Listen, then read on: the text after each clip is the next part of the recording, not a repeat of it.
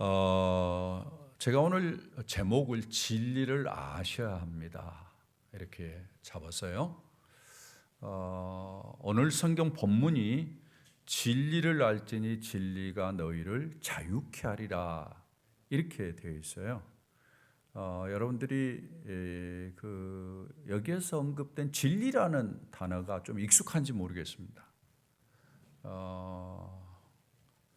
성경에서 이야기하는 진리가 도대체 뭔가? 교회 생활하면서 좀 들어보긴 한 것 같은데 이 개념이 뭔가 도대체? 그 다음에 여기에서 진리를 알지니 진리가 너희를 자유케 한다라는 이야기는 사람이 뭔가 얽매여 있다라는 이야기죠. 붙잡혀 있는데 그것에서 자유를 얻는다라는 이야기예요. 도대체 내가 얽매여 있는 것이 뭔가? 또 여기서 자유케 한다라는 말이 도대체 뭔가? 이런 생각들을 여러분이 아마 이 성경과 제목을 보면서 하시지 않았을까라는 생각을 합니다.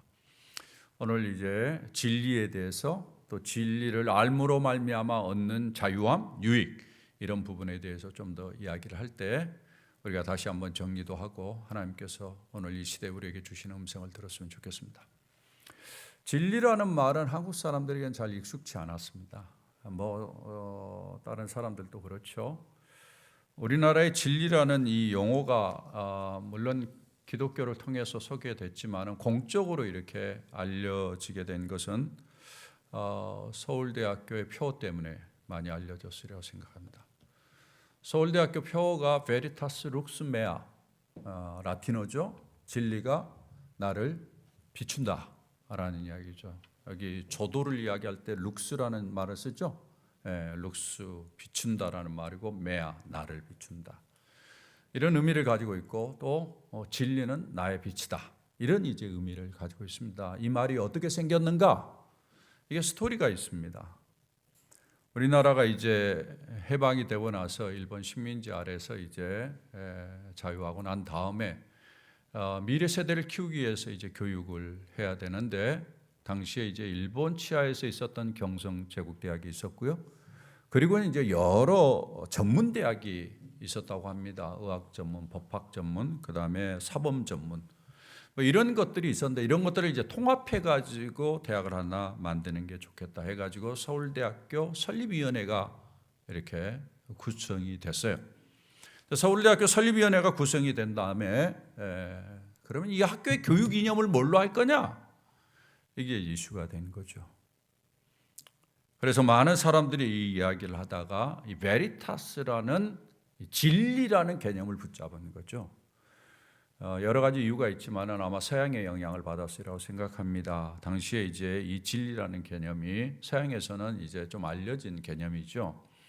서양의 대학들이 대부분 이제 시작하면서 베리타스라는 그러한 용어를 사용했죠. 우리가 잘 아는 하버드 대학의 이제 중요한 표가 베리타스입니다. 여러분들이 한 번씩 이제 보셨으리라고 생각합니다. 대학을 세우면서 그런 이제 언어를 사용한 것은 바른 정보, 바른 지식을 갖는 것이 인생에서 무엇보다도 중요하다. 그리고 최소한 대학 교육을 받는 사람은 진리라는 바른 지식을 정확히 아는 것이 중요하다. 그래야만이 의미 있는 삶을 살 수 있고 그들이 이제 사회의 리더가 될 터인데 리더로서의 많은 사람들을 유익하게 하는 그러한 인생을 살 수 있을 것이다. 진리를 모르면은 사람은 어둠 가운데 있을 수밖에 없다. 이런 이제 전제 위에서 그렇게 방향을 정한 거거든요. 이제 그런 이제 아이디어들 쭉 통폐합하면서 이 베리타스라는 용어를 사용해서 서울대학교가 베리타스 룩스 메아라는 그러한 용어를 만들었습니다.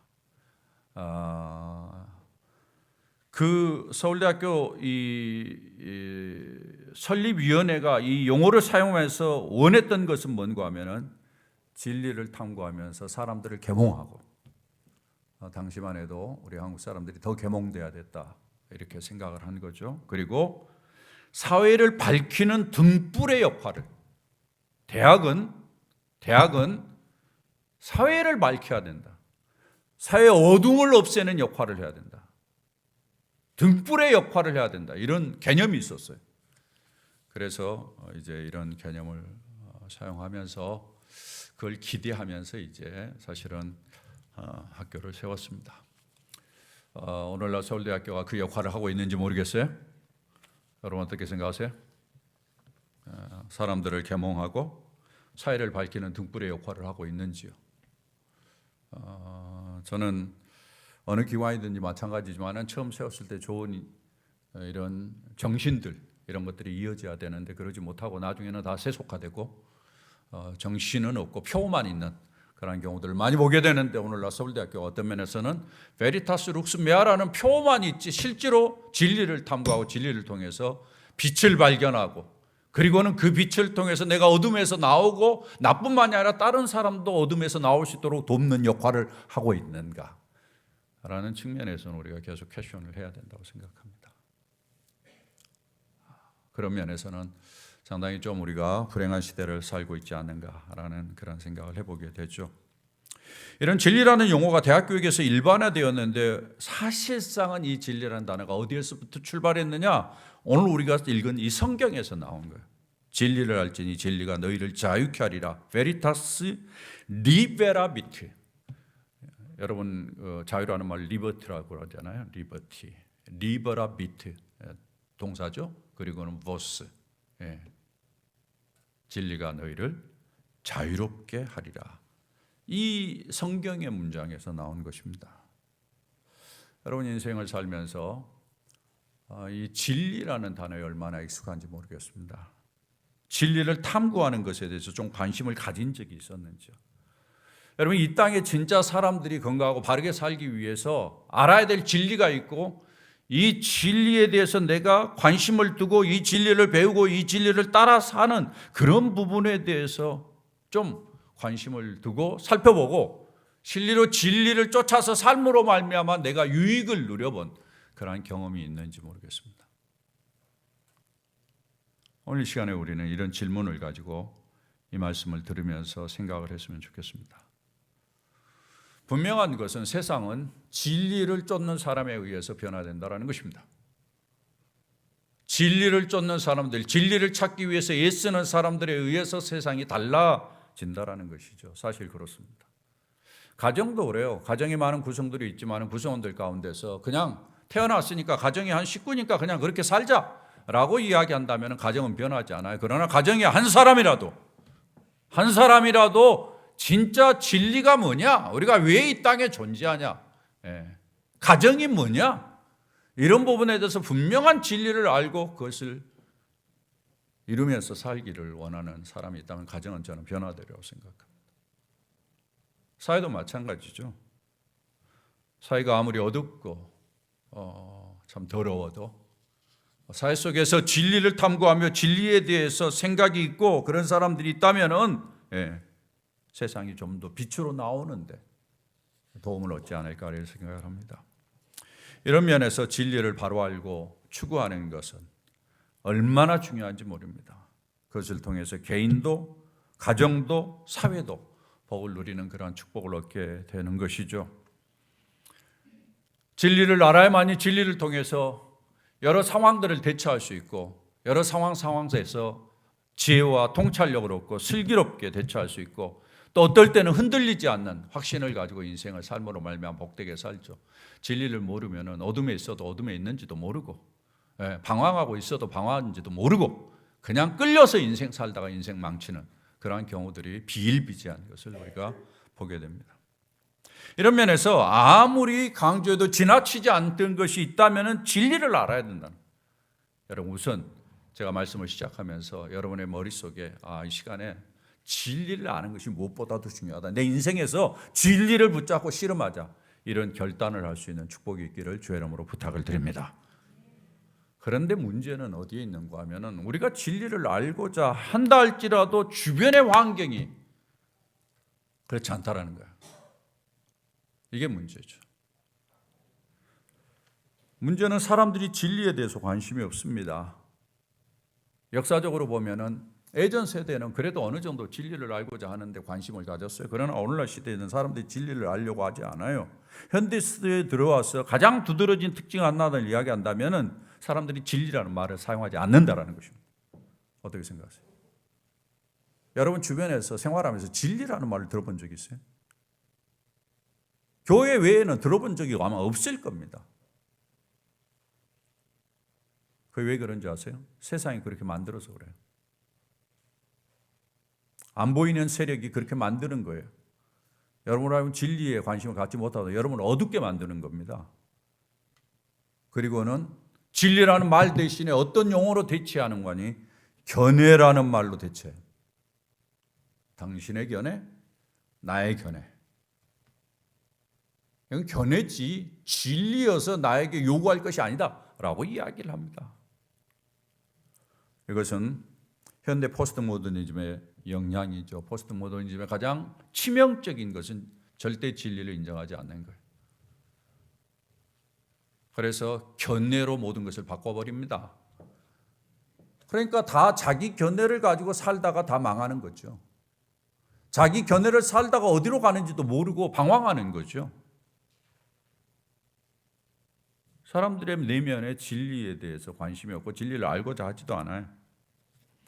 여러분 가장 중요한 이슈가 되는 최근에 이제 그런 것의 가장 두드러진 특징 중에 하나로 나타나는 게 뭔가 하면 이 성에 관한 문제입니다. 동성애가 바로 그런 거예요. 사람들이 이성애와 동성애를 동일한 견해로 봅니다. 성경에는 남자와 여자로 만들었다라고 이야기해서 이성이잖아요. 두 가지 성만 있어요.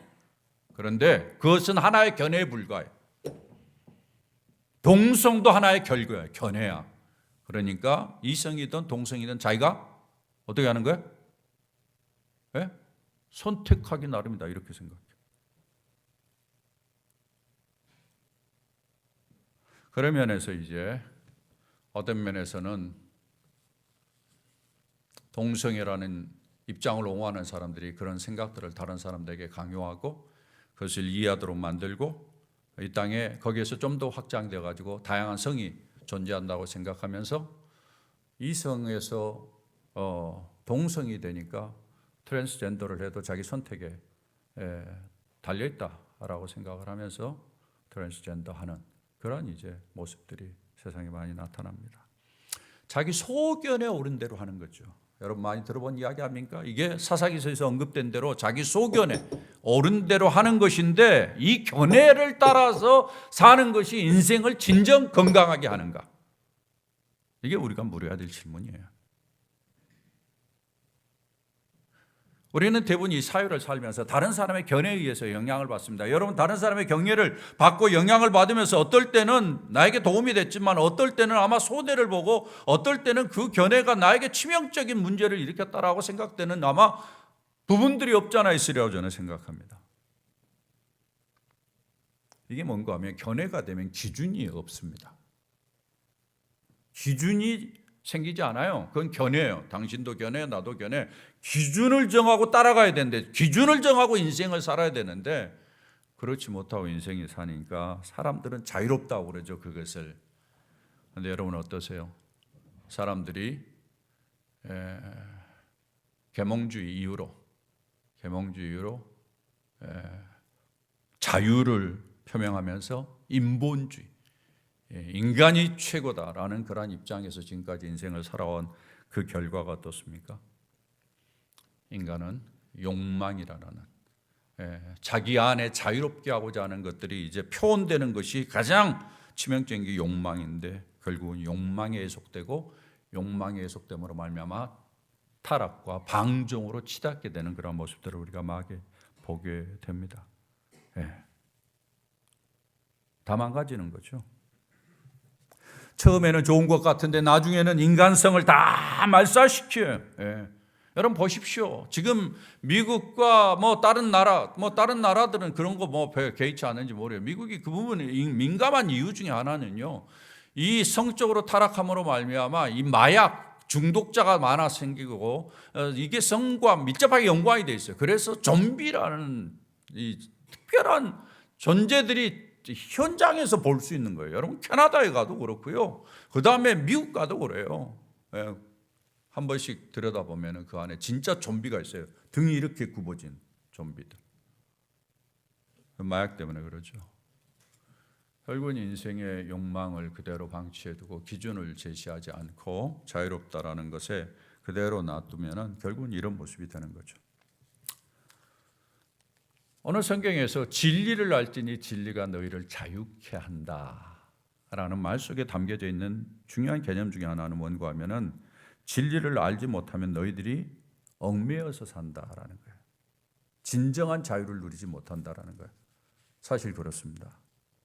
진리를 모르면 사람은 자기도 모르는 게 뭔가 속박 아래 들어가요. 여러분의 생각과 행동이 그 속박 아래에 딱 들어갑니다. 진리를 모르면은. 인간을 속박하고 있는 것들이 여러 가지인데 여러분 한번 보십시오. 왜 그런 일들이 생기는지. 인간을 가장 먼저 속박하는 것 중에 하나가 두려움입니다. 인생은 태어나자부터 두려움의 속박을 받고 있죠. 어렸을 때는 육체의 안전이라는 속박을 받아요. 그 다음에 좀 자라면서는 먹고 마시고 사는 것, 먹고 마시고 사는 것, 이런 것에 대한 두려움이 있어요. 나중에 좀 의식이 되면은 나중에 사람들에게 내가 인정을 받아야 되는데 왕따를 당해, 이런 데 대한 두려움이 있죠. 예. 어느 그룹에서든지 내가 좀 어느 정도 인정을 받아야 하는데 그렇지 못한, 환영받지 못하는 것에 대한 두려움들이 다 가지고 있어요. 이것에 지배를 받고 있어요. 그 다음에 이제 좀 지나게 되면은 어떻습니까? 사람들이 경제적인 이슈에 많은 지배를 받아요. 그 속박 아래 들어서. 여러분, 돈 아래 지배를 받으면서 사는 사람들, 경제적인 이슈에 매여 가지고 사는 사람들 많아요. 제가 크리스천 중에서도 그런 사람 많이 봤어요. 예수 믿는다고 하면서도 경제 문제에 있어서 자유하지 못하는 거예요. 예. 나중에는 신앙까지 다 팔아먹어요. 예. 물질적인 것들이 지배를 하는 거예요. 저는 아파트 평수에 지배받는 사람들 많이 봤어요. 아파트 평수 크기에 의해서 자기가 지배받은지 몰라요. 그러나 어때요? 그 사람의 인생을 보면 아파트 평수의 지배를 받아요. 예. 어떤 사람은 차량의 종류에 의해서 지배를 받아요. 자기는 그렇게 생각하지 않아요. 그러나 차량이 크고 좋은 것, 이름 있는 것, 이런 것에 자기의 의식이 함몰되어 있어요. 그런 것에 의해서 지배를 당해요. 경제적인 것이 쉬운 일은 아니지만은, 그러나 없으면 없는 대로 자유할 수 있고 있으면 있는 대로 겸손할 수 있고 이런 모습으로 살아가야 되는 게 인생 아니겠습니까? 그게 복이죠. 그런 것에 지배를 받으면서 꼼짝을 못하고 살아가는 것이 인생이에요. 여러분 보십시오. 여러분들도 어떻게 보면은 돈에 의해서 내가 지배를 받고 돈에 의해서 내 인생이 끌려가고 있는 거 아닌가, 이런 생각을 할 때가 많이 들 거예요. 자기 자신에 대해서 매여 있어요. 자존심을 세우기 위해서 거기에 매여서 살아요. 나는 자존심 뭐 그렇게 드러내지 않는데. 여러분 요즘 사회에서 보잖아요. 사람들이 자존심을 드러내고 자존심을 지키기 위해서 어때요? 나중에는 자기의 경력도 조작하잖아요. 네? 정치하는 사람들 보세요. 다 경력도 조작하고 자기의 경험도 다, 학벌도 다 조작하고 자기가 좀 능력이 있고 뭐 있다라는 것을 드러내 보이기 위해서 그렇게 하는 거예요. 왜? 거기에 매여 있기 때문에 그러는 거거든요. 그런 부분에서 자유할 수 있어야 되죠. 네? 내가 가정의 여건에 의해서 공부를 제대로 못했다, 내가 기회를 얻었다, 그러나 난 열심히 해왔다, 이렇게 이야기하면서 자유할 수 있어야 되잖아요. 근데 다 그렇게 매여 있는 거죠. 그 다음에 내면의 욕망에 다 매여 있어요. 이기적이고 자기중심적인. 남자들 요즘 포르노에 매여 있는 사람들 많다고 그러더라고요. 제가 보니까. 예. 주초를 끊지 못하고 그런 것들에 매여서 살아요. 예. 자기 미래에 대해서도 자유하지 못해요. 그래서 그런 것들에 매여가지고 어디에 종노릇합니까? 사주팔자의 종노릇해. 궁합의 종노릇해. 무속적인 점괘의 종노릇해. 여러분 인터넷 점괘가 무지하게 흥황하대요. 사람들이 거기에 매여 있는 거죠. 우리도 우리로 모는 사이에 어디에서 뭐 폴춘 쿠키 같은 거 딱 열어보면 그 안에 말에 몇 마디 말에 여러분의 인생이 지배되지 않습니까? 좋은 말이면 기분 좋고 그렇지 않으면 찜찜하고 그러면서 여러분 지배되면 살아지 않아요? 이념의 굴레에 매여 있는 사람도 있어요. 뭐 이건 세계적인 현상입니다. 미국도 그렇고 우리나라도 그렇고 이념에 매여 있어요. 예. 이념에 매여 있으면은 그 이념을 가지고 있는 사람들끼리는 잘못해도 그냥 봐줘. 이런 것들이 이제 문제죠. 근데 크리스천들도 그렇다라는 거예요. 저는 민주주의라는 멍에도 무섭다고 생각해요. 여러분 성경을 보십시오. 성경에 다수가 다 옳은 거 아닙니다. 민주주의라는 어떤 명분을 가지고 그걸 가지고 모든 것을 컨트롤하려고 하는 상당히 위험합니다. 왜? 사람이 선하지 않아요. 집단으로 악해질 수 있어요. 집단으로 악해질 수 있어요. 이런 것에 매여 있는 거예요. 그래서 매여 있는지도 모르고 그냥 인생을 살아가는 거예요. 여러분, 이런 인생이 얼마나 불행합니까? 불행한지도 모르죠, 그냥. 그게 인생인가 보다 그렇게 살아가죠. 그래서 뭐예요? 나중에 남는 게 뭐예요? 분노와 원망과 이런 것만 나와, 불평과. 진리를 모르면 이래요. 이런 것에서 여러분 자유하고 싶지 않습니까? 여러분이 만약에 이런 것에 매여 있다면 이런 것을 뛰어넘는 그런 인생을 살고 싶지 않습니까? 성경은 뭐라고 해요? 진리를 알아야 된다. 진리를 알아야 진리가 너희를 자유롭게 하리라 라고 이야기합니다. 이런 모든 것에서 자유로운 것은 진리를 아는 거예요. 그래서 역사적으로 사실은 이런 부분에 관심을 갖는 사람들이 많았어요. 여러분 잘 아는 히랍 철학이라든지 로마의 철학자들이라든지 현대 철학자들 가운데서도 그래도 사람이 좀 진리를 알고 바르게 살아야, 사람이 사는 원칙을 알아야 좀 더 건강하고 복된 인생을 살 수 있다고 생각해서 계속해서 탐구하고 그렇지만은 부분적이 온전하지 않아요. 그런 면에서 우리는 성경의 진리에 주의해야 됩니다. 진리에 대해서 정확히 이야기하고 진리에 대해서 말하면서 시대를 불문하고 장소를 불문하고 세대를 불문하고 모든 사람들에게 진리로 영향을 끼치는 귀한 내용이 있다면 바로 성경이에요. 성경의 역사가 여러분 수천 년이죠. 성경이 1600년 동안 기록됐어요. 40명의 다른 세대를 사는 사람이 썼어요. 그럼에도 불구하고 성경은 절대 무너지지 않았어요. 성경은 세상에 있는 좋은 이야기만 몇 개 갖다 놓은 거 아닙니다.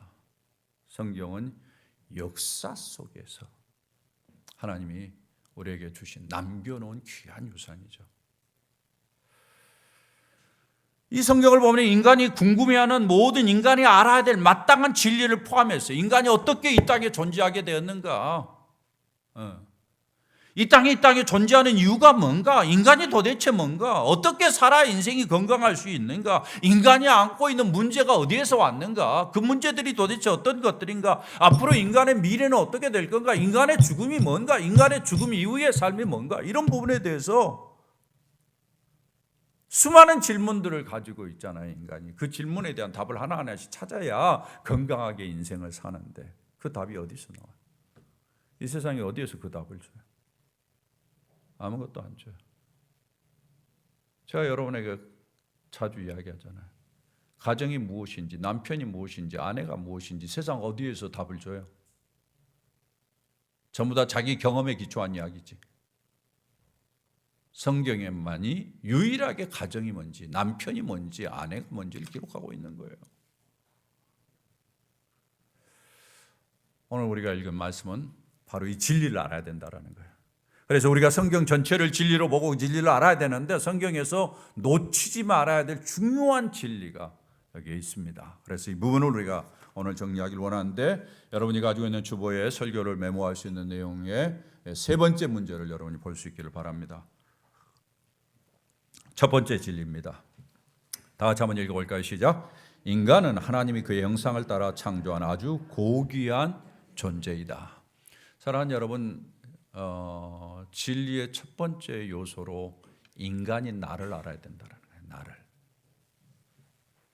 여러분이 자기를 아셔야 됩니다. 자기가 누군지.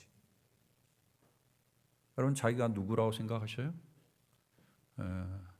저쪽 동네에서 주워온 아기라고 훈련이 되셨습니까? 여전히 그런 생각을 가지고 있는 사람은 없으리라고 생각합니다. 어디에서 내가 누군지를 가르쳐줘요?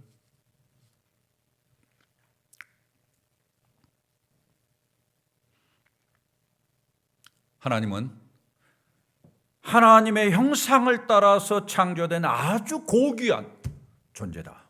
이렇게 우리 자신을 정의하고 있습니다. 할렐루야.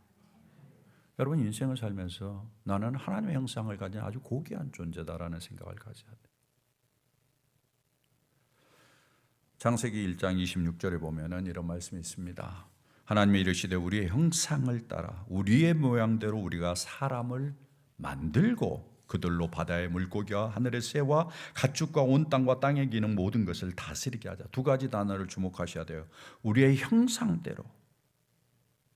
그 다음에 다스리게 하자. 하나님의 형상으로 인간을 만드시고 인간에게 중요한 기능은 뭔가 하면 리딩의 역할이에요. 리더의 역할이에요. 다스리는 역할이에요.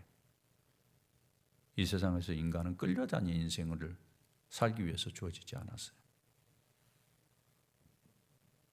우리의 상황과 여건 속에서 이 모든 것들을 다스리는 역할을 위해서 주님이 주셨어요. 그 다음에 27절에 보면 좀 더 구체적으로 이야기합니다. 하나님이 자기 형상 곧 하나님의 형상대로 사람을 창조하시되 남자와 여자를 창조하시고 이성이에요. 다른 거 없어요. 그 다음에 28절 하나님이 그들에게 복을 주시며 하나님이 그들에게 이르시되 뭐라고 이야기합니까? 다 같이요. 생육하고 번성하여 땅에 충만하라. 제일 마지막에요. 모든 생물을 다스리라 아니라. 하나님의 형상을 따라서 다스리는 기능을 위해서 우리가 이 땅에 존재한다는 것입니다.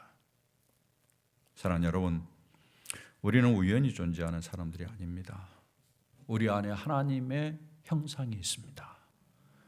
이게 무슨 말이에요? 우리 안에 하나님의 모습이 있다는 거예요.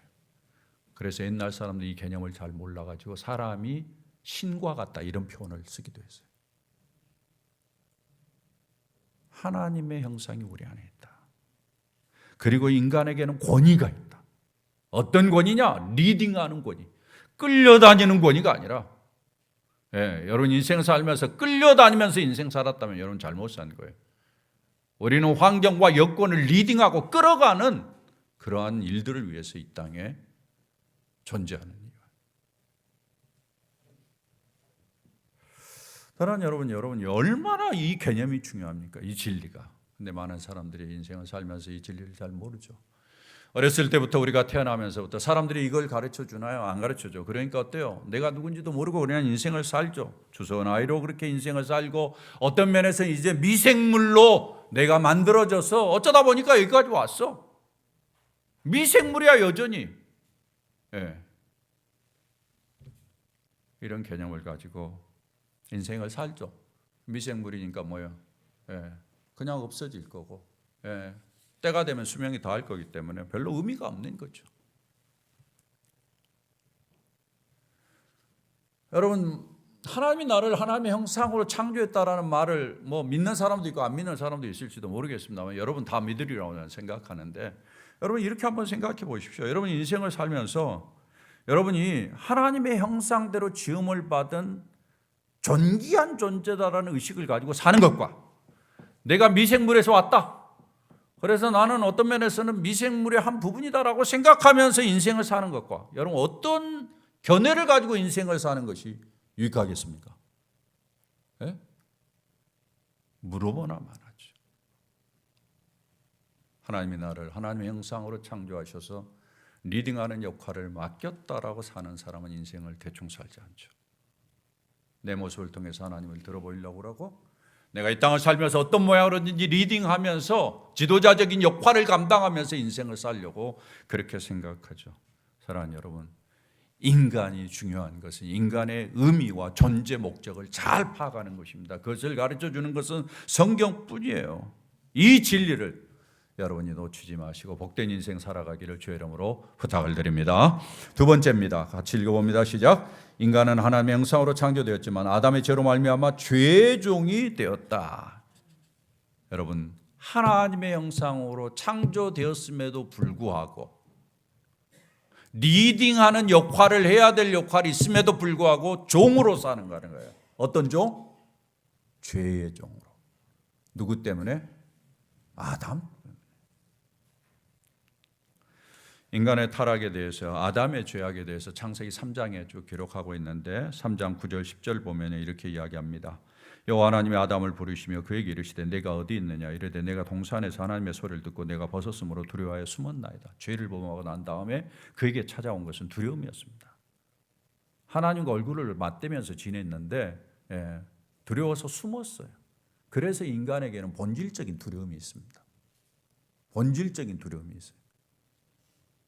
11절 이르시되 누가 너희 벗었음을 내게 알렸냐. 누가 알려줬느냐. 네가 벗었다라는 것을, 그 벗게 된 것을 네가 알게 되고 그걸 두려워한 이유가 있다. 그것은 네게 먹지 말라 명한 그 나무 열매를 내가 먹었기 때문이다. 11절에 그걸 이야기를 하고 있죠.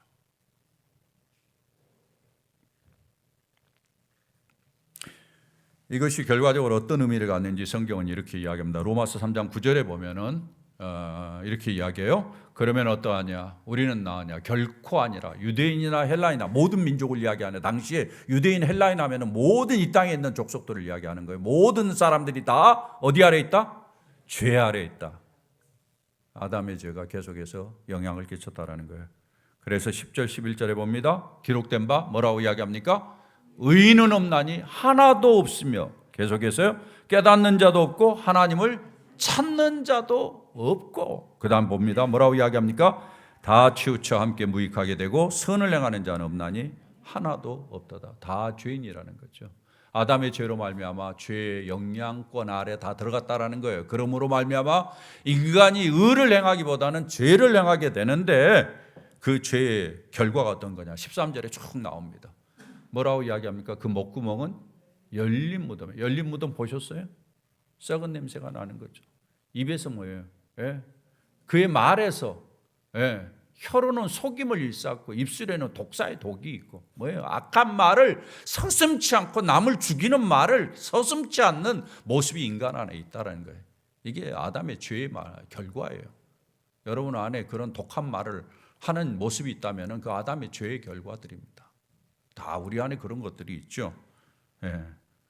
그 다음에 14절에는 그 입에는 저주와 악독이 가득하며, 막 악독을 퍼붓잖아요. 저주를 퍼붓잖아요. 사람들이 입술에서. 그 다음에 15절에 보면은 그 발은 피 흘리는데 빠른지라. 발이 죄를 범한 데는 열심히 달려가요. 여러분 보십시오. 남자들 성적인 유혹을 피하지 못해가지고 성적인 유혹을 채우기 위해서 그 얼마나 빨리 달려가는지 몰라요. 일반적으로 보면 파멸과 고생이 그 길에 있어. 그 다음에 17절 평강의 길을 알지 못하고, 인생에 평안이 없어요. 이런 것들이 인간의 모습입니다. 결국 뭐예요? 죄의 종으로 말미암아 인간에게 나타난 거죠. 아담의 죄악이 우리와 어떻게 연관이 되어 있느냐? 로마서 5장 12절에 이렇게 이야기합니다. 다 같이 한번 읽어보도록 그렇게 하겠습니다. 로마서 5장 12절 말씀 다 같이 읽습니다. 시작. 그러므로 한 사람으로 말미암아 죄가 세상에 들어오고 죄로 말미암아 사망이 들어왔나니 이와 같이 모든 사람이 죄를 지었으므로 사망이 모든 사람에게 이르렀느냐. 여기 한 사람은 누굴 가리키죠? 아담을 가리켜요. 그로 말미암아 죄가 들어오고 죄로 말미암아 사망이 들어왔는데 그 결과로 모든 사람이 죄를 지고 모든 사람이 죽게 됐다라는 거예요. 여러분, 이 땅의 모든 사람이 죽는 이유는 바로 여기에 있습니다. 인간은 결국은 사망이에요. 이 땅을 살면서 많은 굴레 아래서 얽매여 살다가 죽어가는 거예요. 우리가 냉정하게 알아야 될 진리가 있는데 바로 그것은 내가 죄인이라는 거예요. 여러분, 부인하고 싶은 사람 부인하셔도 좋습니다. 그러나 정확히 아셔야 될 건 내가 죄인이야. 저는 인생의 마지막까지 가면서도 내가 죄인인 것을 주님 앞에 잘 인식하기를 원합니다. 왜냐하면 내가 죄인이라는 것을 인정하지 않으면 교만하기 쉽겠더라고요. 사도 바울이 마지막까지 나는 죄인 중에 괴수라는 말을 이해하겠어요. 제가 죄인이라는 의식이 없이는 교만하기 쉽고 거만하기 쉽고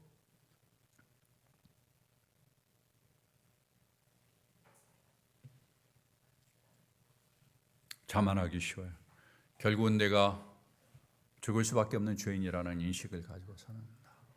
사랑하는 여러분, 무슨 진리가 이런 진리가 있어? 이렇게 이야기할지 모르겠어요? 무슨 진리가 이런 진리가 있어? 소망이 안 되는 진리잖아요. 예. 죄인이라는 것을 인식하고 살라. 이런 게 뭐야? 이렇게 생각할지 모르지만은 성경이 말하는 진리입니다. 근데 이 진리가 우리들에게 그냥 소망이 없는 진리가 아닌 이유는 그 다음에 진리가 있기 때문에 그렇습니다. 그 다음 진리를 볼까요? 세 번째, 다 같이 한번 읽어볼까요? 시작. 죄로 인해 종된 삶을 살아가는 인간을 자유롭게 하고 다시 새롭게 하실 수 있는 분은 예수님이다.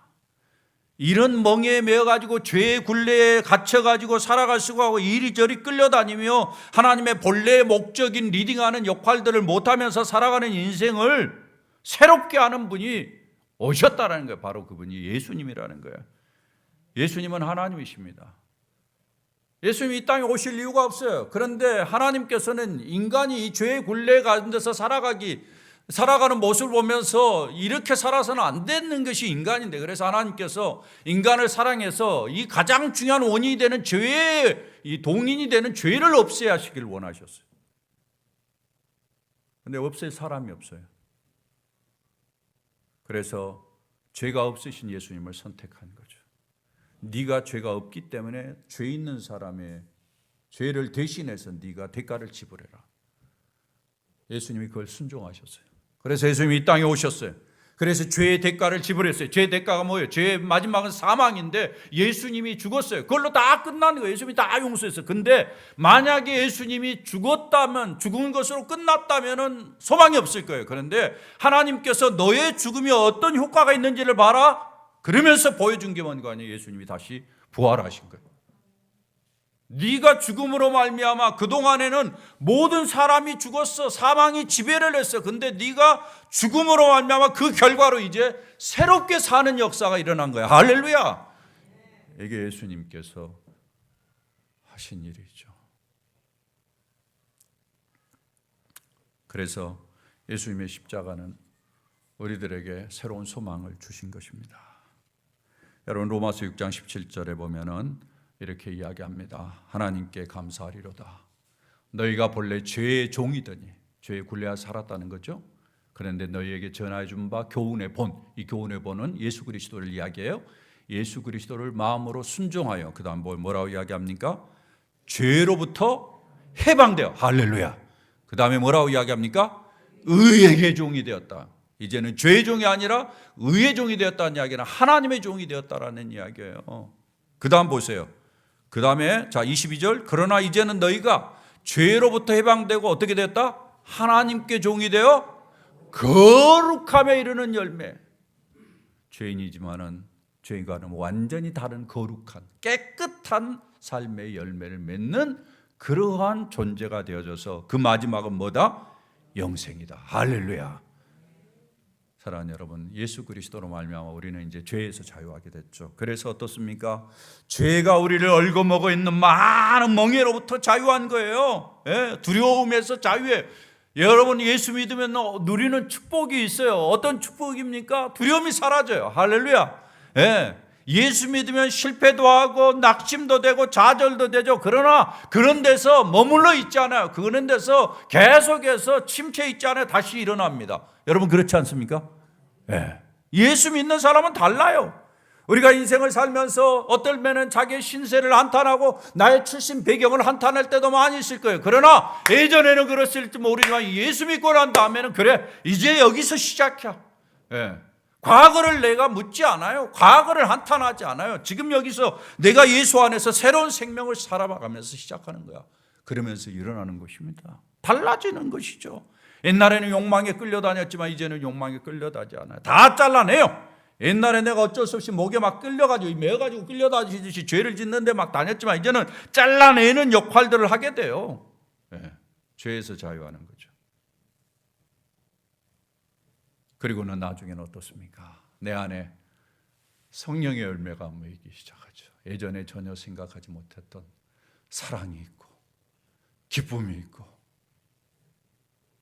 화평이 있고 오래 참게 되고 자비를 베풀게 되고 선을 행하게 되고 충성하게 되고 온유하게 되고 이런 부분으로 인해서 우리 자신들이 더 아름다워지는 그런 모습으로 바뀌는 것입니다.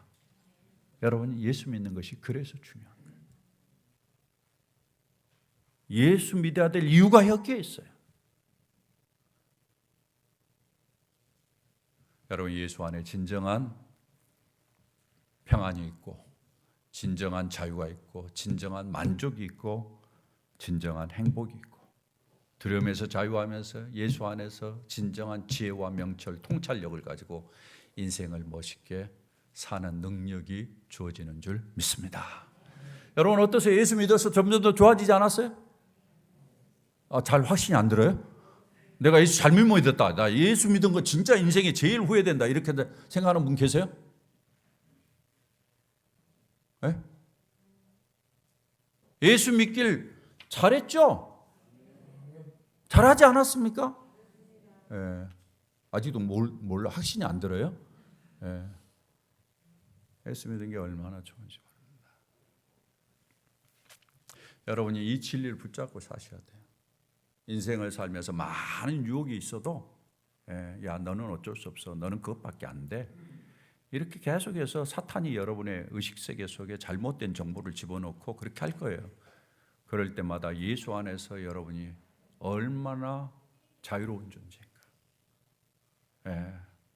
내가 과거가 어땠든지 간에 나는 상관없어, 나는 이제 예수 안에서 새로운 피조물이야, 이렇게 여러분들이 다짐하고 고백하면서 인생을 살면은 그 사람은 결코 실패하지 않습니다. 마지막으로 봅니다. 다 같이 한번 읽어볼까요? 시작. 하나님은 예수님을 죽일 만큼 우리를 사랑하신다. 예수님을 통해서 우리가 자유하게 됐어요. 얼마나 놀라운 축복인지 몰라요. 그런데 이 모든 과정에서 우리가 놓치지 말아야 될 진리가 있어요. 그건 뭔가 하면은 바로 예수님을 보내서 이 모든 일들을 하신 분이 하나님이시라는 것입니다. 이 모든 과정 속에 하나님의 사랑이 담겨져 있다는 거예요. 이런 일들을 이루기 위해서 하나님이 이 사랑을 가지고 얼마나 오래 참고 일하셨는가를 여러분이 인식하셔야 돼요. 여러분, 성경을 보면서 제가 성경이 역사적이라고 그랬죠. 하나님이 역사 속에서 그렇게 오랜 기간 동안 일하는 것을 왜 이렇게 남겨뒀을까? 하나님이 얼마나 오래 참으면서 일하시는가를 우리로 하여금 깨닫게 하기 위한 거예요. 여러분 보십시오. 성경에 보세요. 아담이 타락한 이후로 죄로 말미암아 인간이 굴레로 살아갈 수밖에 없는데, 죄의 영향 아래서 죽을 수밖에 없는 그러한 인생인데, 주님이 비참한 그러한 인생을 가만두지 않으려고 구원하려고 계획을 세우신 거예요. 여전히 인간은 계속해서 죄를 지으면서 노아의 홍수 때 다 멸망하는 그러한 비참함을 경험해요. 그런 가운데서도 하나님은 결코 놓치지 아니하고 인간을 구원할 방안들을 모색하면서 어떡합니까? 이스라엘을 선택하죠. 이스라엘 백성들에게, 그래 너희들이 이제 죄 용서를 받아야 돼. 그런데 너희들만 죄 용서 안 받는 것이 아니라 앞으로 오고 오는 세대 많은 역사 속에 있는 사람들이 죄 용서함을 받고 나와의 관계를 원만하게 하고 다시 옛날에 하나님이 너희들 창조했던 그 본연의 모습으로 돌아가야 돼. 이런 애정을 가지고 주님께서 계속해서 인내하면서, 이스라엘 백성들이 얼마나 하나님을 떠나려고 그랬습니까? 그럼에도 불구하고 참고 인내하시면서 주님께서 이스라엘 백성들을 끌어오시잖아요. 그리고는 예수 그리스도를 보내셔서 아들이 십자가 위에서 나의 하나님 어찌하여 나를 버리십니까? 라고 아우성을 침에도 불구하고 외면하시고 그 아들을 죽여서 우리를 구원하시는 이 놀라운 은혜를 이루신 하나님의 사랑. 어떤 사람이 그렇게 할 수 있습니까? 사람은 그렇게 못합니다. 하나님만이 하시는 거죠. 수많은 역사의 시대, 오랜 세월을 두고 이런 계획을 가지고 과정 하나 삐뚤어질 수 있죠. 얼마나 어긋날 수 있어. 그럼에도 불구하고 다시 그것을 원위치시키면서 예수 그리스도를 보내시고, 오늘날도 그렇잖아요. 여러분이 예수 믿고 구원을 받았다고 하지만 우리가 실패하고 넘어질 때가 얼마나 많아요. 하나님이 넘어지는 우리를 향해서 주님이 징계하고 심판한다면 살아있을 자가 누가 있겠습니까? 그럼에도 불구하고 과거의 죄뿐만이 아니라 오늘의 죄악과 앞으로 네가 지을 죄까지도 내가 다 용서했어. 주님이 그러시면서 우리를 다 품어주시고 주님의 사랑으로 안아주시고, 실패도 그래 내가 이해한다, 내가 이해해, 내가 이해해. 그러면서 우리를 품어주시는 그 주님의 사랑이 얼마나 놀랍죠. 이것이 성경을 통해서 우리에게 보여주신 하나님의 진리입니다. 여러분, 이 진리를 붙잡고 사시기를 주의 이름으로 축원합니다. 이 진리를 붙잡고 살면 결코 후회하지 않는 인생 될 거예요. 여러분, 실패해도 결코 낙심하지 않을 거예요. 좌절해도 결코 주저앉지 않을 거예요. 여러분, 이런 인생을 사는 사람이 얼마나 복이 있겠습니까? 우리 모두에게 하나님이 주신 놀라운 은혜입니다. 할렐루야. 이 은혜를 늘 기억하면서 이 진리를 붙잡고 능력 있게 살아가는 우리 식구들 되시기를 주의 이름으로 축원합니다.